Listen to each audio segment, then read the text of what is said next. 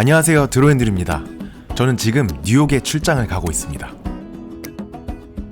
택시를 타고 호텔로 가고 있는데 저 멀리 맨하튼의 빌딩 숲이 보이네요. 맨하튼의 스카이라인은 언제나 설레게 하는 매력이 있는 것 같아요. 그래도 14시간 비행은 정말 빡셌습니다.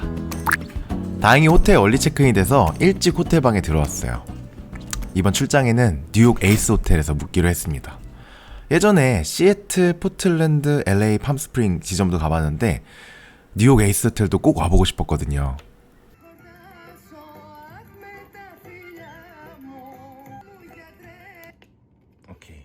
에이스 호텔은 사실 편리함보다는 감성이죠. 작고 오래되고 불편한 것 같아도 디테일하게 있을 건 다 있더라고요. 무엇보다 빈티지하고 인더스트리얼한 감성이 너무 제 취향이에요. 1시간 있다가 뉴욕에 사는 그린이들과 센트럴파크에서 미더블 하기로 했어요.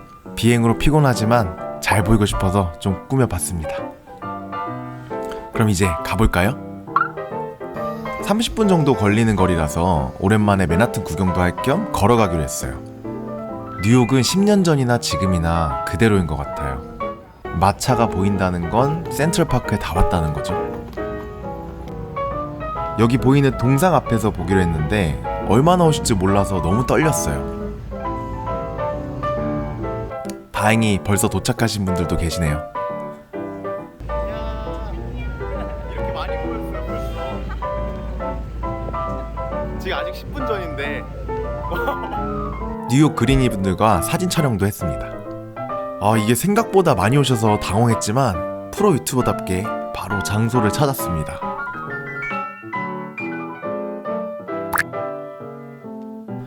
이날이 날씨가 정말 좋았어요. 같이 잔디밭에 앉아서 서로 고민도 나누고 많은 이야기를 나눴습니다. 저는 뉴욕에 이렇게 많은 친구들이 있는 줄 몰랐어요. 이렇게 뉴욕이라는 도시에서 자기 분야에 열정을 가지고 열심히 사는 분들이 제 구독자분들이라는 게 너무 자랑스러웠습니다. 끝나고 더 클럭타워라는 곳에 저녁을 먹으러 왔어요. 웨이터분이 한국 혼혈이시라 간간히 한국말로 인사도 해주셨습니다. 지수 제 브이로그에 나올래요? 아니요. 그럴 줄 알았어. 다음날 아침입니다. 오늘이 일요일이라서 교회를 가려고 타임스퀘어에 왔어요. 타임스퀘어도 정말 그대로네요. 시간이 남아서 잠깐 앉아있는데 우연히 백투더퓨처 뮤지컬 광고를 본 거예요. 순간 저거 봐야겠다 싶어서 바로 표를 예약했습니다. 타임스퀘어 철지에 도착했는데 내부가 마치 파리 뮤지엄에 온 느낌이었어요. 어제 만난 그린이들과 같이 왔습니다. 와, 찬양단의 워십이 정말 멋있었어요. 마치 영화 속에 들어와 있는 그런 기분이 들더라고요.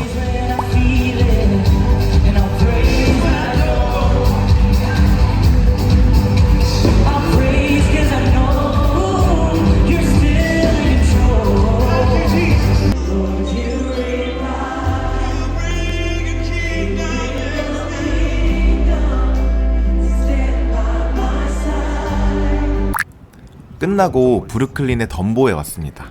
사실 여기서 플리마켓 쇼핑을 했는데 쇼핑하느라 정신이 없어서 브이로그를 하나도 못 찍었어요. 그래도 꽤나 많은 득템을 했습니다. 다리를 구경하고 있는데 배가 지나가는 거예요. 저는 이거 가라는 줄 알았어요. 배 가라앉을 것 같아.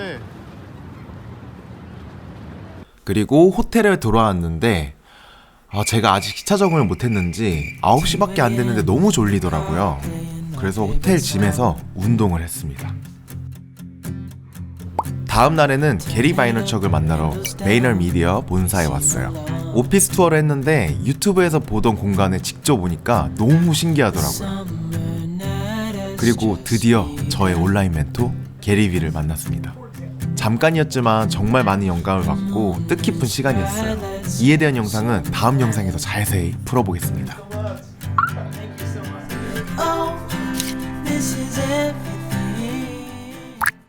오늘도 시차 때문인지 아침 일찍 일어났어요. 일찍 일어난 김에 센트럴파크로 조깅하러 가려고요. 체력을 아끼기 위해 지하철을 타고 갑니다. 역에서 내리니까 센트럴파크가 바로 보이더라고요. 아침에 오니까 한적하고 정말 좋네요. 뉴욕에 센트럴파크가 없었으면 이만한 정신병원이 필요했을 거라는 말이 왜 있는지 잘 알 것 같았습니다. 센트럴파크는 맨하튼 한가운데 빌딩 숲 사이에 크게 위치해 있어서 이렇게 빌딩과 숲을 같이 볼 수 있는 게 특징이에요. 워낙 넓어서 마차를 타고 투어를 할 수도 있고 큰 호수에서 배를 탈 수도 있습니다. 이제 본격적으로 달려봅니다. 뭔가 뉴요커가 된 기분이었어요. 이 공원 정말 이쁘지 않나요? 지나가는데 과일을 팔길래 망고 한 컵 사서 잠깐 물멍을 때렸습니다. 그리고 점심을 픽업해서 플랫 아이언 빌딩을 볼 수 있는 메디슨 스퀘어에 왔어요. 제가 너무 좋아하는 스파이더맨에 자주 등장한 건물이에요. 점심으로 포케를 먹었습니다. 예전에 미국에서 일할 때 점심으로 자주 먹던 메뉴인데 건강에도 좋고 탄단지가 고르게 가성비가 정말 좋아요. 이때 나름 맛있게 먹었는데 조깅하고 지쳐서 그런지 되게 맛없게 먹네요. 여기서 밥 먹고 있는데 한 구독자분이랑 인사도 했어요.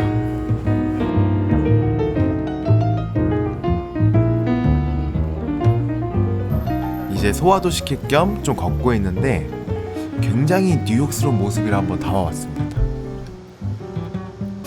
여기는 하일라인이라는 곳인데 뉴욕의 10번가가 쭉 펼쳐져 있는 모습을 볼 수 있는 공간이에요.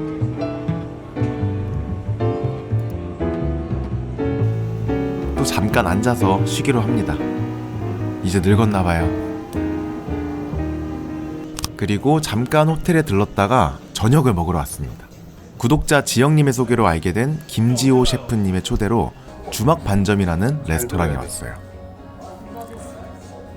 이곳이 미슐랭 스타를 받은 인기 레스토랑이래요. 뉴욕에는 이렇게 한식 세계화에 앞서는 멋진 셰프님들과 한식당들이 많습니다.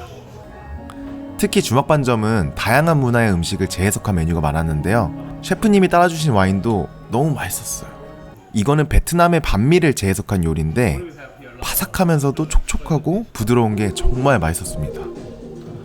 또 먹고 싶네요. 이거는 페이스트리에 새우가 올려져 있는데 김지호 셰프님이 페이스트리 셰프 경력이 있으셔서 디저트 재료가 들어간 신선한 메뉴가 만들어졌대요.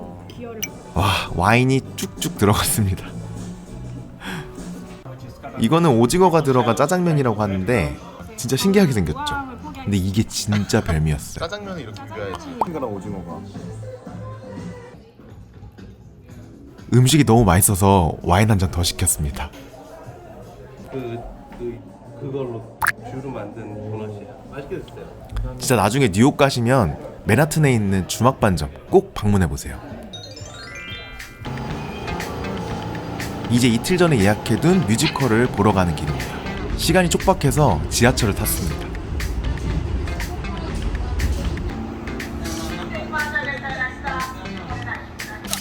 브로드웨이 도착해서 간판을 보는데 벌써 설레이네요. 안에 들어가니까 벌써 사람들로 꽉 차 있었어요.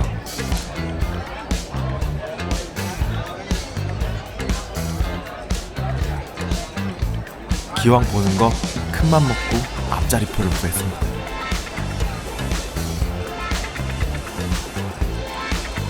제가 SF 영화랑 레트로한 영화를 너무 좋아하는데 그 중에서도 백투더퓨처는 그 두 개를 합친 거라 너무 신났어요. 그 영화에서 나오는 CG들을 뮤지컬 무대에서 어떻게 재현했을지도 정말 궁금했습니다. 사실 유명 넘버가 하나도 없는 뮤지컬인데 배우들의 연기랑 연출 그리고 무대 효과로 정말 시간 가는 줄 모르고 봤어요.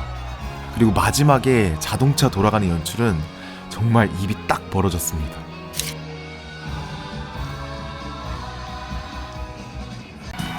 객석에서 환호가 터져나오고 다들 일어나서 기립박수를 치는데 와, 추억의 영화를 리메이크한 뮤지컬이라서 그런지 할아버지 할머니들도 많이 오셨더라고요.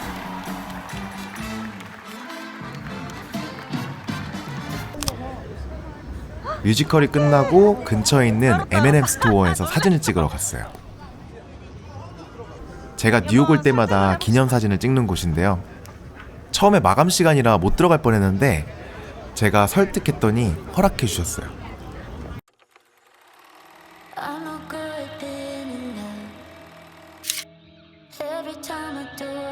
그리고 다음 날이 출국이라서 아쉽지만 숙소로 돌아와 일찍 잤습니다. 이렇게 저의 뉴욕 출장이 끝났습니다. 뉴욕에 오는 비행기에서도 한국에 돌아가는 비행기에서도 승무원분들이 알아봐 주셔가지고 엄청 잘해주셨어요. 진짜 감사합니다. 갑자기 가게 된 출장이었는데 구독자분들 덕분에 정말 알차게 보낸 것 같아요. 디자이너 시절에 출장으로 갔던 뉴욕은 조금 외롭고 삭막하고 차가운 도시였거든요. 그런 제가 유튜브를 시작하고 많은 온라인 친구가 생기니까 영화 같은 일이 생기기 시작한 것 같아요. 이 감사한 마음 계속 간직하고 좋은 콘텐츠로 보답하는 크리에이터가 되겠습니다. 이번 출장에 함께 해주신 분들 그리고 영상 끝까지 봐주신 그림분들 모두 감사합니다. 지금까지 드로우 앤드류였습니다.